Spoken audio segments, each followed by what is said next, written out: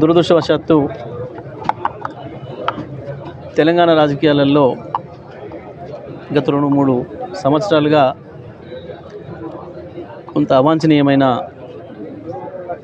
సంఘటనలు జరుగుతూ ఉన్నాయి. ప్రత్యేకించి నాయకులపైన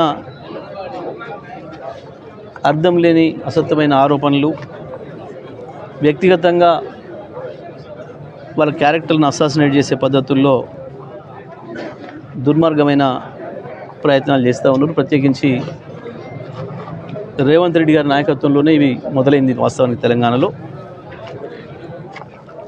మా నాయకుడు కేటీఆర్ గారి పైన ఇష్టం వచ్చినట్టుగా నోరు బారేసుకొని మంత్రులే స్వయంగా ఇట్లాంటి తప్పు మాటల్ని మాట్లాడి వాళ్ళ కుటుంబాలలో వాళ్ళని ఇబ్బంది పెట్టే ప్రయత్నాలు చేశారు. కానీ వాళ్ళ తిరిగి వాళ్ళకే తగులుతుంది. అది చాలా విచిత్రంగా మంత్రులపైన, అధికారులపైన ఇటువంటి వార్తలు వస్తూ ఉన్నాయి. నిజమే, ఇవాళ మరి మంత్రులు, రాష్ట్రంలో ఉండే ఐఏఎస్, ఐపీఎస్ అధికారులు అందరు కలిస్తే కూడా తప్పు చేసిన వాళ్ళని పట్టుకోలేరా? ఎవరిని మోసం చేయడానికి డ్రామాలు ఆడుతున్నారు? ఎవరిని అమాయకులం చేయాలని డ్రామాలు ఆడుతున్నారు? ఎందుకు పట్టుకోరు దొంగల్ని? అవి చెప్పిన వాడెవడు, వాటి ప్రసారం చేస్తున్న వాడెవడు, రాస్తున్న వాడెవడు? ఎందుకు పట్టుకోలేరు? దీని వెనకాల ఉన్న పెద్దలు ఎవరు? మంత్రులు బయట మాట్లాడితేనేమో ముఖ్యమైన నాయకుడే చేయించిండేదని మాట్లాడుతున్నారు. మంత్రులు మీడియా ముందుకు వచ్చి ఒక డ్రామాలు చేస్తున్నారు. నిజమే, మరి నిన్న వెంకరెడ్డి గారు మాట్లాడుతుంటే చూసినాం. ఆయనకు ముందు నుంచి కూడా సోయి ఉండాల్సి ఉండే. ఐఏఎస్, ఐపీఎస్ అధికారులు కూడా మరి మా కేటీఆర్ గారి పైన కూడా ఇట్లాంటి ఇష్టం వచ్చినప్పుడు వార్తలు మాట్లాడినప్పుడు సరైన చర్యలు తీసుకోవాల్సి ఉండే. స్వయంగా గాంధీ భవన్ నుంచి లేదా ముఖ్యమంత్రి ఆఫీస్ నుంచి నడుస్తున్న కొన్ని గోస్ట్ ఛానల్స్ అంటారో, సైట్స్ అంటారో, వాటి ద్వారా ఇటువంటి దుర్మార్గమైన ప్రచారాలు వస్తూ ఉన్నాయి. ప్రతిపక్షంగా మా పైన వస్తూ ఉన్నాయి. ఇప్పుడు స్వయంగా సొంత పార్టీలోనే మొదలైనాయి. ఎందుకు డీజీపీ గారు, సిఎస్ గారు చర్యలు తీసుకోలేకపోతున్నారు ఇటువంటి చేస్తున్న వాళ్ళపైన? ఇద్దరు అనుకున్నాక కూడా ఆపుతున్నది ఎవరు? వీళ్ళకంటే పెద్ద శక్తి ఎవరు?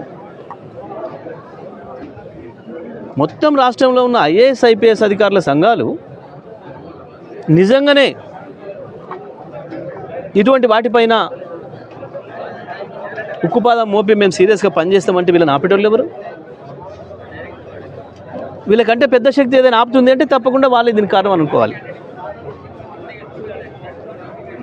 కానీ మా బాధ ఏంటంటే వీళ్ళ క్షుద్ర రాజకీయాల కొరకు, వీళ్ళ అంతర్గత రాజకీయ కొట్లాటల కొరకు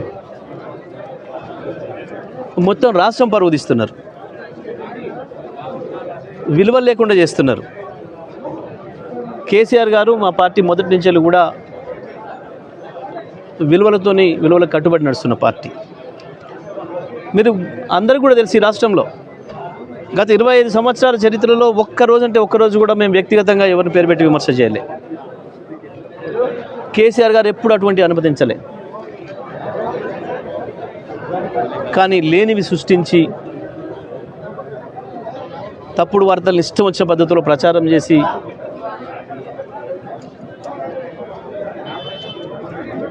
మాపైన, మా నాయకులపైన వచ్చినాయి, నాతో సహా.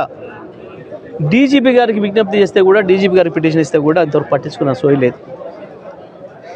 నిరాధారమైనవి స్వయంగా గాంధీ భవన్ నుండి నడిచే గోస్ట్ సైట్ల నుంచి వెళ్ళి వచ్చినాయి, లేదా సీఎం ఆఫీస్ డైరెక్షన్లోనే వచ్చినాయి. అందుకే ఇవాళ వీళ్ళు కేవలం ఖండనలకే పరిమితం అవుతున్నారు ఐఏఎస్, ఐపీఎస్లు. లేదంటే చర్య తీసుకోవాలి. ఎవరి మీద చేసినా తప్పే. కుటుంబాన్ని హింస పెట్టే పద్ధతుల్లో, కుటుంబాన్ని నాశనం చేసే పద్ధతుల్లో చేస్తున్న ఈ దుర్మార్గం కేవలం తెలంగాణలో ఒక 3 సంవత్సరాల క్రితం నుంచే స్టార్ట్ అయింది.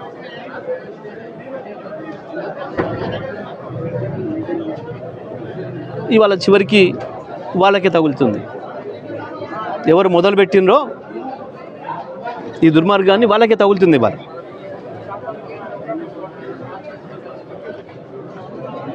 ఎవరికి తగిలినా ఎవరికి జరిగినా ఇవి సరైనవి కావు. తప్పకుండా రాజకీయాల్లో విలువల్ని పాటించాలి, తర్వాత తరానికి అవి అందించాలి. ఇవాళ రాజకీయ నాయకులు అంటే, అధికారులు అంటే ప్రజల్లో చిన్నచూపు కలిగే పద్ధతుల్లో ఇటువంటి రావడం సరైనది కాదు. తప్పకుండా బాధ్యులపైన ఎవరిపైన చర్యలు తీసుకోవాలి.